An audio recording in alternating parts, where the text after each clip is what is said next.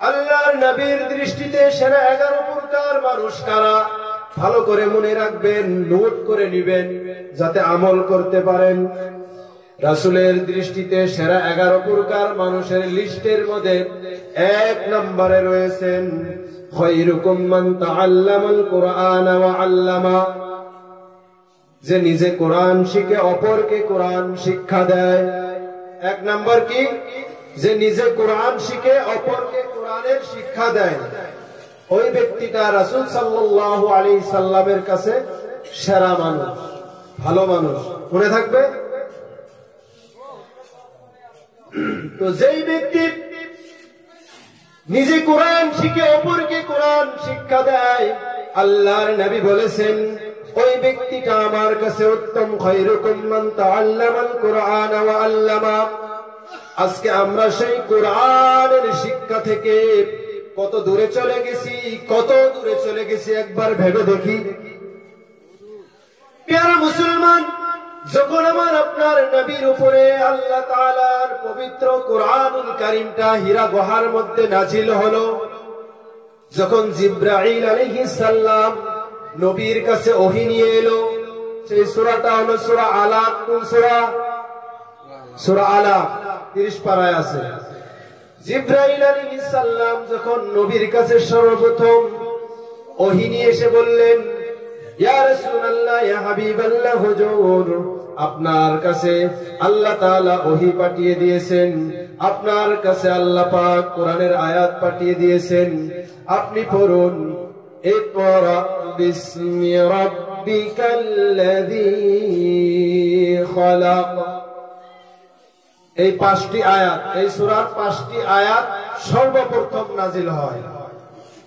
তো আমার আলোচনার বিষয় যে কোরআনের প্রথম কোন কথার দ্বারা কোরআন নাজিল করা হলো বুঝতে হবে রে মুসলমান।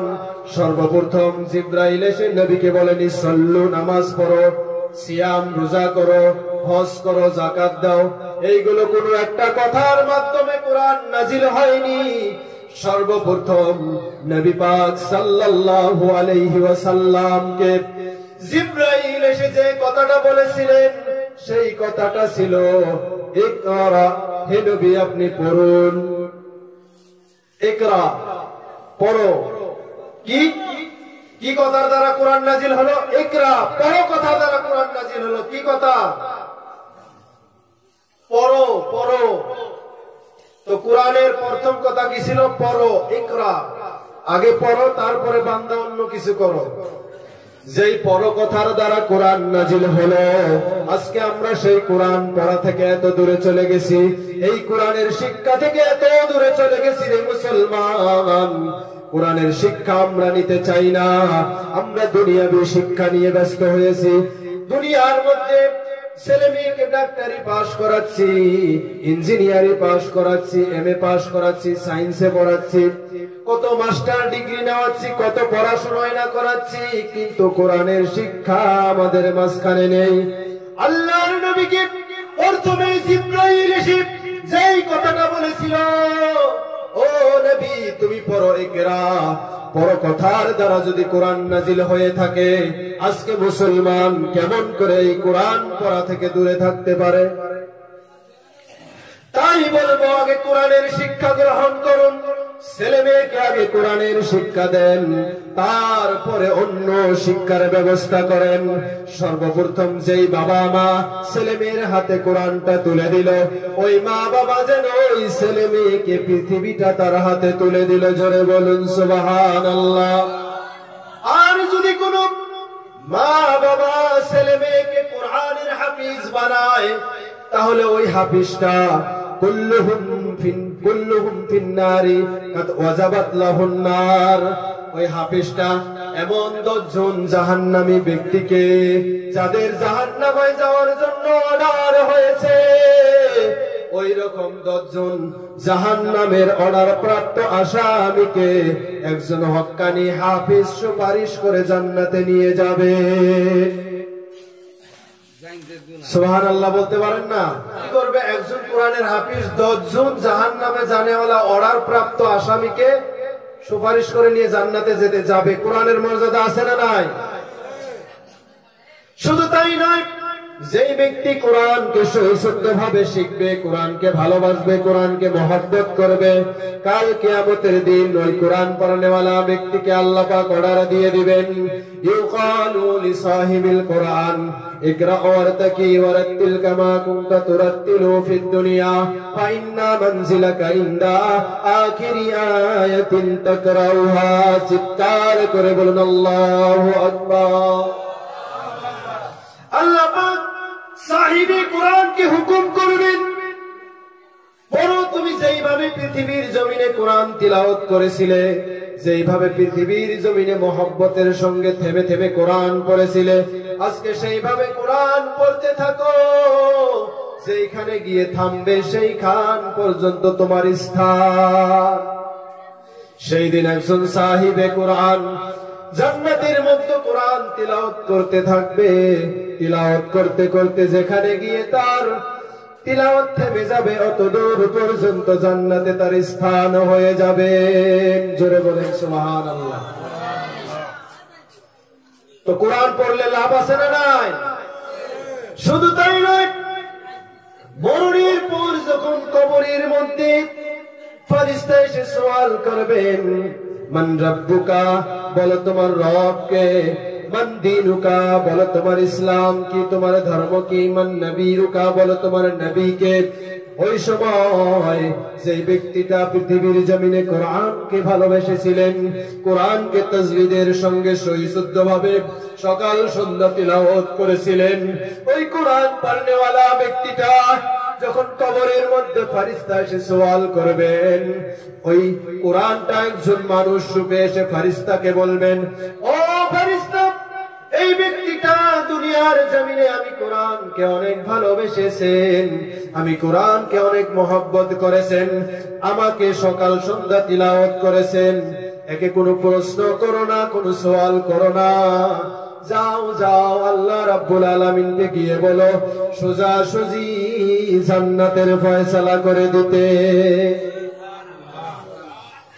তখন ওই কোরআনের সুপারিশ আল্লাহ কবুল করে নিয়ে ওই ব্যক্তিকে জান্নাতি করে দিবেন। এগুলো বিস্তারিত লম্বা চওড়া আলোচনা আমি করতেছি না, শর্ট করতেছি প্যারে মুসলমান। তো কোরআনের সঙ্গে যদি আমরা মহব্বত রাখতে পারি, কোরআনকে যদি ভালোভাবে পড়তে পারি, কোরআনকে যদি বুঝতে পারি, কোরআন দিয়ে যদি নিজের জীবনকে গড়ে তুলতে পারি, কোরআনের আদর্শ অনুযায়ী যদি নিজের জীবনকে চালিত করতে পারি, তাহলে কাল কিয়ামতের দিন কোরআন তোমার জন্য সুপারিশ করে জান্নাতের মধ্যে দিয়ে দিবে।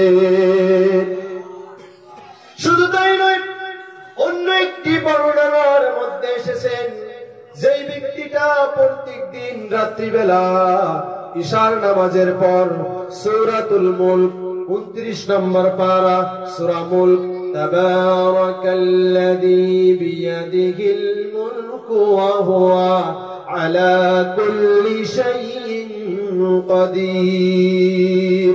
চিৎকার করে বলুন আল্লাহু আকবার। যদি কোনো ব্যক্তি প্রত্যেকদিন ইশার নামাজের পর সূরা মুলক তিলাওয়াত করে ঘুমিয়ে যায়, মরণের পর ওই ব্যক্তির কবরের আযাব থেকে আল্লাহ নাজাত দিয়ে দিবেন। প্রিয় মুসলমান, তাই কোরআন পড়লে, কোরআন পড়া শিখলে, কোরআনের সঙ্গে থাকলে অনেক ফায়দা আছে। তাই আজকে আমরা এই কোরআনের শিক্ষা ছেড়ে দিয়ে কোরআন থেকে দূরে চলে গিয়ে ইংরেজি শিক্ষা নিয়ে ব্যস্ত হয়েছি। বলেন বলেন, পৃথিবীর কোন সাবজেক্ট আমাকে আপনাকে কবরের মধ্যে নাজাত দিতে পারবে কি? পৃথিবীর কোন এমন কিতাব আছে যে একটা হরফ পড়লে 10টা করে নেকি পাওয়া যায়? দেখাতে পারবেন? একবার এ বি সি এরকম একবার যদি এ বলি 10টা নেকি, বি বলি 10টা নেকি পাওয়া যাবে, ক বললে 10টা নেকি, খ বললে 10টা নেকি পাওয়া যাবে। পৃথিবীর মধ্যে যত কিতাব দেখেন, কোন কিতাব একটা হরফ পড়লে 10টা নেকি পাওয়া যায় না। কিন্তু আল্লাহ তাআলার পবিত্র কালামুল্লাহ শরীফ যদি কেউ তিলাওয়াত করে, এক একটা হরফের বিনিময়ে আল্লাহ পাক তার আমলনামায় 10টা করে নেকি লিখে দেয়। শুধু তাই নয়, কোন বান্দা সহি শুদ্ধভাবে মুহাম্মদের সঙ্গে আল্লাহর কালামটা খুলে বসে যায়, ওই বান্দাটা স্বয়ং আল্লাহ তাআলার সঙ্গে যেন কথা বলতেছে।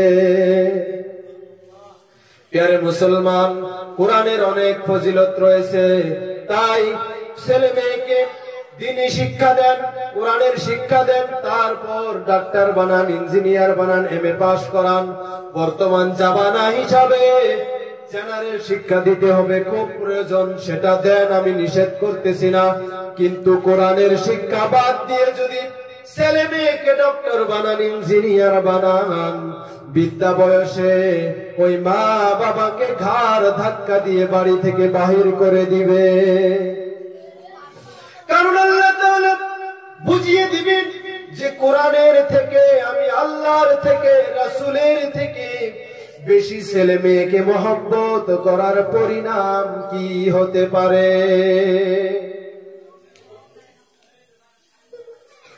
প্রিয় মুসলমান, আল্লাহর নবী বলেছেন হাদিসের মধ্যে, আল্লাহ তাআলাও বলেছেন কোরআনের মধ্যে, যেই ব্যক্তিটা আল্লাহর থেকে, নবীর থেকে বেশি মহব্বত ছেলে মেয়েকে করবেন, ওই ছেলে মেয়েকে দিয়ে আল্লাহ পাক দুনিয়ার মধ্যে ওই মা বাবাকে বুঝিয়ে দিবেন নবীর থেকে ছেলে মেয়েকে মহব্বত করার পরিণাম কি হতে পারে। এটা এক্সাম্পল আমি দিতে চাই।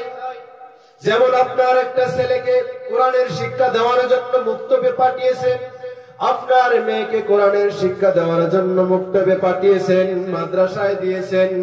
যখন কোরআনের সবক দিতেছে আপনার ছেলে, আপনার মেয়ে, তখন একটা ভুল হয়ে গেছে, ভুল হওয়ার জন্য যখন উস্তাদ আপনার ছেলেকে ধরে দুটো পিটনি দিয়েছেন, মার দিয়েছেন, দুই ছড়ি লাগিয়ে দিয়েছেন, দেওয়ার পরে যখন ছেলেটা কান্না করতে করতে বাড়িতে চলে এলো, আসার পরে যখন গার্জিয়ানকে দেখালো, দেখো দেখো আমাকে কেমন করে মেরেছে, শরীরটা ফুলে গিয়েছে, এটা দেখে যখন গার্জিয়ান ছেলের জন্য কান্না করে বলবে, আজকে ওই উস্তাদের একদিন আর আমার একদিন, ওই উস্তাদের আজকে খেলা হবে,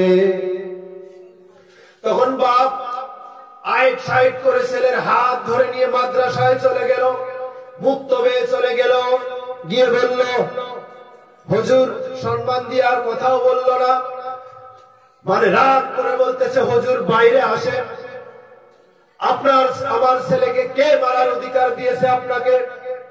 আমার ছেলে আপনার কাছে পড়তে দিয়েছি, আপনি ভালো করে পড়াবেন, মারলেন কেন? আমার ছেলেকে তো আমি ভাত দিয়ে পালি, কামাই করে খাওয়াই, আমার দুঃখ লাগে।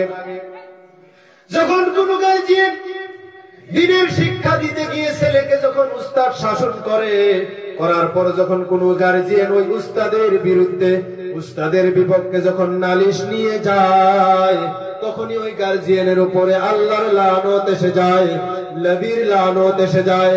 কারণ হাদিস শরীফের মধ্যে পরিষ্কার দলিল এসেছেন, আল উলামা ওয়ারাসাতুল আম্বিয়া, হক্কানি উলামা হচ্ছে আল্লাহর নবীর ওয়ারিস। তাদেরকে অপমান করা মানে আল্লাহর নবীকে অপমান করা। যখন আপনি আপনার ছেলেকে শাসন করার জন্য উস্তাদের কাছে নিয়ে নালিশ করলেন, তার সঙ্গে রাগারাগি করে এসে বাড়িতে এসে বললেন, যা তোকে আর মাদ্রাসা পড়াবোই না, মুক্ত পড়াবোই না, তোকে স্কুলে ভর্তি করে দিলাম, আল্লাহ তাআলা বলল রাগ। আমার থেকে, আমার নবীর থেকে ছেলেকে মহব্বত করা, ভালোবাসা করা, ছেলেকে ভালো পাওয়া, পরিণাম কি হতে পারে দেখ, আমি তোকে দুনিয়ার জমিনে বিদ্যা বয়সে বুঝিয়ে দিব। বুঝতে পেরেছেন? এটাই হচ্ছে যে আল্লাহ আল্লাহ রাসূলের থেকে ছেলে মেয়েকে বেশি ভালোবাসার একটা উদাহরণ দিলাম। ছেলে মেয়েকে দ্বীনের শিক্ষা দিচ্ছেন, উস্তাদ শাসন করলে আপনার চোখ দিয়ে পানি এসে যায়। মাদ্রাসায় পাতলা ডাল খেয়ে পড়াশোনা করে ছেলে এসে বাড়িতে বললে আপনার অন্তর ভেঙে যায়। মহব্বত করে তাকে আর মাদ্রাসা পড়ালেন না, দ্বীনের শিক্ষা দিলেন না, স্কুলে ভর্তি করে দিলেন। এর দ্বারা আপনি বুঝালেন যে আপনি ছেলে মেয়েকে আল্লাহ আল্লাহ নবীর থেকে বেশি ভালোবাসলেন, এই জন্যই আপনি তাকে দ্বীন থেকে দূরে সরিয়ে দিলেন। এই জন্য আল্লাহ পাক ওই সমস্ত গার্জিয়ানদেরকে দুনিয়ার জমিনে বুঝিয়ে দিবে যে আমার থেকে, রাসূলের থেকে, আল্লাহর থেকে ছেলে মেয়েকে ভালোবাসার পরিণাম কি হতে পারে। তাই প্রিয় মুসলমান, আপনি খোঁজ নিয়ে দেখেন যান, পৃথিবীর জমিনে কোন আলিমটা মা বাবাকে বৃদ্ধাশ্রমে পাঠিয়েছেন, কোন আলিমটা মা বাবাকে ঘাড় ধাক্কা দিয়ে বাড়ি থেকে বাহির করে দিয়েছেন? খোঁজ নিয়ে দেখেন যান, যারা অরিজিনাল প্রাকৃতিক হক্কানি ওলামা, তারা কখনো মা বাবার সঙ্গে খারাপ ব্যবহার করে নাই। আর অহরহ প্রমাণ পাওয়া যায়, পৃথিবীর জমিনের মধ্যে অহরহ প্রমাণ পাওয়া যায়। বড় বড় ডক্টর, অনেক ইঞ্জিনিয়ার, অনেক মাস্টারকে দেখেছি রে মুসলমান, মা বাবাকে স্ত্রীর কথা শুনে বৃদ্ধা বয়সে বাড়ি থেকে বাহির করে দিয়েছে। কারণ হলো তার ভিতরে কোরআনের শিক্ষা নাই, দ্বীনের শিক্ষা নাই। তাই প্যারা মুসলমান, যেই পরকথার দ্বারা কোরআন নাজিল হলো, যেই পরকথার দ্বারা আল্লাহ পাক কোরআন নাজিল করলো, সেই কোরআন পড়া থেকে আমরা কোথায় চলে গেছি? তাই ইনশাআল্লাহ আমরা সকলেই কোরআন পড়বো, ইনশাআল্লাহ সকলে কোরআন পড়া শিখবো, ইনশাআল্লাহ সকলে নিজের ছেলে মেয়েদেরকে কোরআনের শিক্ষা দেওয়ার জন্য মুক্তবে মাদ্রাসায় পাঠাবো, ইনশাআল্লাহ। হাত তুলি, কে কে পাঠাবো? হাত তুলি। যারা হাত তুলেনি মনে হয় পাঠাবে না। ইনশাআল্লাহ কোরআন পড়া শিখবেন। প্যারা মুসলমান, আলিম ওলামাদের সম্মান করবেন। যদি আলিম ওলামাদের সম্মান ইজ্জত করতে না পারেন, ওলামাদের সম্মান না করার জন্য পৃথিবীর জমিনের মধ্যে 4টি গজব আসতে থাকে। কয়টি গজব? 4টি গজব আসতে থাকে। তার মধ্যে একটা আমি বলে দেই, ওলামাদেরকে যদি অসম্মান করেন, বেইজ্জতি করেন, তাহলে পৃথিবীর জমিনে বেশি বেশি করে দুর্ভিক্ষ, সমাজের মধ্যে অভাব দেখা দিবে। ইমামদেরকে সম্মান করুন, ওলামাদেরকে সম্মান করুন। আসুন এবার 2 নাম্বার, আল্লাহর নবী যেই মানুষটাকে ভালো বলেছেন, সেই মানুষটা হলো ইন্না খিয়ারাকুম আহসিনুকুম আখলাকা। 1 নাম্বার কি বলেছি? যে নিজে কোরআন শিখে অপরকে কোরআনের শিক্ষা দেয়। 2 নাম্বার, আল্লাহর নবীর দৃষ্টিতে যেই ব্যক্তিটা সেরা, যেই মানুষটা সেরা, সেই মানুষটা হলো ইন্না খিয়ারাকুম আহসিনুকুম আখলাকা। যার চরিত্র ভালো, যার ব্যবহার ভালো, ওই মানুষটা হচ্ছে আল্লাহর নবীর কাছে উত্তম। আল্লাহর নবী হাদিসে বলেছেন, আল মুসলিমু মান সালিমাল মুসলিমুনা মিন লিসানিহি ওয়া ইয়াদিহি ওয়ান নাসি আজমাইন। ওই ব্যক্তি পুরোপুরি মুমিন, ঈমানদার, যার হাতের দ্বারায়, যার কথার দ্বারায়, যার মুখের দ্বারায়, যার ব্যবহারের দ্বারায় অন্য কোন মুসলমান কষ্ট না পায়, ওই ব্যক্তিটা হচ্ছে পুরোপুরি ঈমানদার। তো এগুলো ব্যাখ্যা করতে গেলে এক একটার ব্যাখ্যা অনেক সময় শর্ট করে বলে দিচ্ছি, যেহেতু মানুষ মনে হয় বিরক্ত লাগতেছে, এই জন্য উঠে যাচ্ছে, তাই না? ইনশাআল্লাহ শর্ট করে দিচ্ছি। তো 2 নাম্বার, আল্লাহর নবী বলেছেন, যার চরিত্র ভালো, যার ব্যবহার ভালো, ওই ব্যক্তিটা আমার কাছে উত্তম। 3 নম্বরে আল্লাহর নবী বলেছেন, যে ব্যক্তি ধার নেয়, কর্জ নেয়, নেয় না নাই? মানুষ আল্লাহর মানুষের কাছ থেকে ঠেকাত পড়লে ধার নেয় না, কর্জ নেয় না? যে ব্যক্তি ধার নেওয়ার পরে, কর্জ নেওয়ার পরে তাড়াতাড়ি ওই ঋণটা, ধারটা পরিশোধ করার চেষ্টা করে, তাড়াতাড়ি করে ঋণটা পরিশোধ করে দেয়, পরিশোধ করার জন্য চেষ্টা করে, ওই ব্যক্তিটা আল্লাহর নবীর কাছে উত্তম মানুষ। আর এখন কোন মানুষ আছে খালি মেরে দেওয়ার ধান্দা করে, করে না নাই? তো মেরে দেওয়ার ধান্দা করা যাবে না। মনে রাখবেন, কোন মানুষ যদি মানুষের হক মেরে খায়, চুরি করে, মানুষকে ঠকায়, কিয়ামতের দিন তাকে তার নেক আমল গুলো দিয়ে দিয়ে পোড়াতে হবে। তার সব নেক আমল তাকে দিলেও তার ঋণ শোধ হবে না। প্রিয় মুসলমান, 4 নম্বর হচ্ছে আল্লাহর নবীর দৃষ্টিতে ওই ব্যক্তিটা সেরা, ওই ব্যক্তিটা ভালো মানুষ, যেই ব্যক্তিটা, যেই মানুষটাকে দেখে মনে করা হয় যে এই মানুষটার দ্বারাই মনে হয় আমার উপকার হবে, এই মানুষটার দ্বারাই মনে হয় আমার কিছু লাভ হবে। আছে না সমাজের মানুষ, যে মুসিবতে পড়লে, বেকাবুতে পড়লে তার কাছে গেলে উপকার পাওয়া যায়, লাভ পাওয়া যায়, এরকম মানুষ আছে না নাই? অনেক মানুষ আছে পর উপকারী মানুষ। ওই মানুষটা হচ্ছে আল্লাহর নবীর কাছে উত্তম, আল্লাহর নবীর কাছে ভালো। তাই আমরা বেশি বেশি মানুষের অসহায় মানুষের পাশে, মানুষের দুঃখের সময় মানুষের পাশে গিয়ে দাঁড়াবো ইনশাআল্লাহ, নাকি?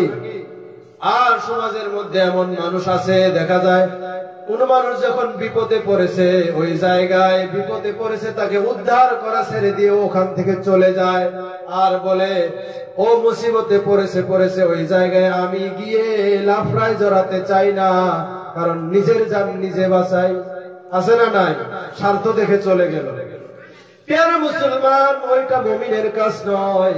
তাই আল্লাহর নবী বলেছেন, যেই ব্যক্তিটা সব সময় মানুষের উপকার করে, মানুষের অসহায়ের সময় মানুষের পাশে দাঁড়ায়, ওই ব্যক্তিটা হচ্ছে উত্তম। 5 নম্বরে আল্লাহর নবী বলেছেন, যেই ব্যক্তিটা তার আত্মীয় স্বজন, যেই ব্যক্তিটা তার আত্মীয় স্বজনের কাছে ভালো, তার স্ত্রীর কাছে ভালো, ওই ব্যক্তিটা উত্তম। যেই মানুষটা নিজের পরিবারের কাছে, মা বাপ ভাই বোন আত্মীয় স্বজনের কাছে ভালো, স্ত্রীর কাছে ভালো, ওই ব্যক্তিটা আল্লাহর নবীর কাছে ভালো মানুষ। প্রিয় মুসলমান, অনেক মানুষ আমরা আছি আত্মীয়তার সঙ্গে বাঁধন ছিন্নকারী, ভাই ভাইয়ের সঙ্গে কথা বলে না। এমনও আছে মা বাবার সঙ্গে ছেলের মামলা চলতেছে, আছে না নাই? প্রিয় মুসলমান, এইগুলো করা যাবে না। হিংসা কিনা অহংকার থেকে দূরে থাকতে হবে। 6 নম্বরে আল্লাহর নবী ওই ব্যক্তিকে ভালো বলেছেন, যেই ব্যক্তিটা মেহমানদারি করে, ও সবার আগে আগে সালাম দেয়। 6 নম্বর কোন ব্যক্তি? যেই ব্যক্তিটা মেহমানদারি করে, অর্থাৎ বাড়িতে মেহমান আসলে রীতিমতো মেহমানের আদর যত্ন করে, মেহমানের সেবা করে, মেহমান আসলে খারাপ পায় না, মানুষকে খাওয়ায়, মানুষকে ভালোভাবে আদর করে, সম্মান করে, মেহমানকে সম্মান করে, ওই ব্যক্তিটা উত্তম। আজকে এমনও মানুষ আছে বাড়িতে মেহমান আসলে মাথা খারাপ হয়ে যায়, কখন যাবে। মনে রাখবেন, 3টি কারণে পৃথিবীর মধ্যে রহমত হয়, তার মধ্যে একটি কারণ হচ্ছে বাড়ির মধ্যে মেহমান আসলে আল্লাহর রহমত হয়, আরেকটি হচ্ছে কন্যা সন্তান হলে আল্লাহর রহমত হয়। তো ইনশাআল্লাহ আমরা মেহমান আসলে আর আজকে থেকে মন খারাপ করব না, নাকি ইনশাআল্লাহ? তারপরে আল্লাহর নবী বলেছেন, সবার আগে আগে যে ব্যক্তি সালাম দেয়, সালাম আদান প্রদান করে, ওই ব্যক্তিটা হচ্ছে উত্তম। আমি প্রথমেই বলেছি, যে ব্যক্তি দিনে 20 বার সালাম দিবে, ওই ব্যক্তি যদি ওই দিন রাত্রে মারা যায়, শহীদানের মর্তবা লাভ করবে, শহীদি মৃত্যু পাবে। সালাম আদান প্রদান করবো ইনশাআল্লাহ। এবার আল্লাহর নবী 7 নম্বরে কি বলেছেন? যে জামাতের সাথে সালাতের কাতারে দাঁড়িয়ে যায়। এই কথা বললেই তো ভেজাল বেজে যায় ঠান্ডার দিনে, তাই না? প্রিয় মুসলমান, আল্লাহর নবী বলেছেন, ওই ব্যক্তিটা উত্তম। আমার দৃষ্টিতে ওই মানুষটা ভালো, যেই মানুষটা আজান হওয়ার সঙ্গে সঙ্গে মসজিদে গিয়ে জামাতের কাতারে দাঁড়িয়ে যায়, আন্তরিকতার সঙ্গে দাঁড়িয়ে গিয়ে নামাজ আদায় করতে থাকে। আজকে আমরা এই নামাজ থেকে দূরে চলে গেছি, নামাজ পড়তেই চাই না। অথচ নামাজ আল্লাহর প্রধান হুকুম, নামাজ প্রধান হুকুম, আল্লাহর হুকুম ফরজ, নামাজ পড়তেই হবে। নামাজ না পড়লে আমার আপনার ঈমান আছে বলে দাবি করার হক নাই। একজন মুসলমান একজন কাফিরের মধ্যে পার্থক্য নামাজ। বাইনাল রাজুল ওয়া বাইনাল কুফরা তারাকাস সালাহ। একজন মুসলমান নামাজ পড়ে আর একজন মুসলমান না, অমুসলিম যারা তারা নামাজ পড়ে না, এটাই পার্থক্য। তাই কোন ব্যক্তি যখন নামাজের মধ্যে দাঁড়িয়ে যায়, দাঁড়ানোর পরে যখন সূরা ফাতিহা পড়তে থাকে, আল্লাহ পাক প্রত্যেকটা আয়াতের জবাব বান্দাকে দিতে থাকে। এই আলোচনা আমি সেই দিন অন্য জায়গায় করেছি, আজকে যেহেতু টাইম কম করব না। তো নামাজের মধ্যে আল্লাহ পাক সূরা ফাতিহার জবাব বান্দাকে দিতে থাকে, এমনকি বান্দার সঙ্গে আল্লাহর মিরাজ হতে থাকে নামাজের মধ্যে। তাই যে ব্যক্তি ইখলাসের সঙ্গে, মুহাব্বতের সঙ্গে, খুশু খুজুর সঙ্গে নামাজ আদায় করবে, সেই ব্যক্তি নামাজে এত মজা পাবে, এত স্বাদ পাবে, সিজদা থেকে তার মাথা তোলার ইচ্ছা করবে না। কারণ সে পৃথিবীর কারো কাছে মাথা নত করেনি, স্বয়ং আল্লাহ রাব্বুল আলামিনের কুদরতি কদমে নিজের মাথাকে নত করে নিজেকে গোলাম বলে পরিচয় দিতেছে। বুঝতে পেরেছেন? তো ইনশাআল্লাহ আমরা সকলে নামাজ পড়বো ইনশাআল্লাহ। ৮ নম্বরে আল্লাহর নবী যেই মানুষকে ভালো বলেছেন সেই মানুষটা হলো যার হাত অধিক লম্বা, অনেক আমল বেশি বেশি করে করে। যার হাত কি অধিক লম্বা, মানে 10-12 হাত যার হাত, ওই মানুষকে আল্লাহর নবী ভালোবাসেন। প্রিয় মুসলমান, এখানে হাত লম্বা বলতে কি বোঝানো হয়েছে? যার হাত লম্বা, বাঁশের মতো লম্বা তার হাত না, যার হাত দান করতে আগে আগে যায়, যার হাত দানে লম্বা। যে ব্যক্তি আল্লাহর রাস্তায় দান করতে কৃপণতা করে না, দ্বিধাবোধ করে না, দান করে বেশি বেশি, সেই হাতের কথা বলা হয়েছে। যার হাত দানের মধ্যে লম্বা, আল্লাহর নবী সেই ব্যক্তিকে ভালো বলেছেন। আল্লাহ তাআলা পবিত্র কুরআনুল কারীমের মধ্যে জানিয়ে দিয়েছেন, ওয়া আম্মাস সাইলা ফালা তানহার, তোমরা কখনো কোনো সওয়ালকারীকে, ভিখারিকে ঘুরিয়ে দিও না, ফেরত দিও না। আবার অপর আয়াতে আল্লাহ পাক জানিয়ে দিয়েছেন, ওয়া আকরিদুল্লাহা কারদান হাসানা, তোমরা আমি আল্লাহর সঙ্গে ব্যবসা করো, সুদের ব্যবসা। আল্লাহ বলেছে তোমরা ওয়াকরিদুল্লাহা কারদান হাসানা, তোমরা আমি আল্লাহকে উত্তম ঋণ দাও, উত্তম ঋণ দাও। যেগুলো হালাল ইনকাম, হালাল পয়সা, সেখান থেকে আমি আল্লাহকে তোমরা দাও। আল্লাহকে দেওয়া বলতে আল্লাহর রাস্তায় দান করো, মসজিদে, মাদ্রাসা, ইতিম মিসকিনদেরকে দান করো। বোঝা গেছে? তো বেশি বেশি যদি আমরা দান করি, আল্লাহর নবী তাকে ভালোবেসেছেন। আর বেশি বেশি যদি নেক আমল করি, সেই ব্যক্তিকে আল্লাহর নবী ভালোবাসে। প্রিয় মুসলমান, দান সম্পর্কে আর আমি বলবো না।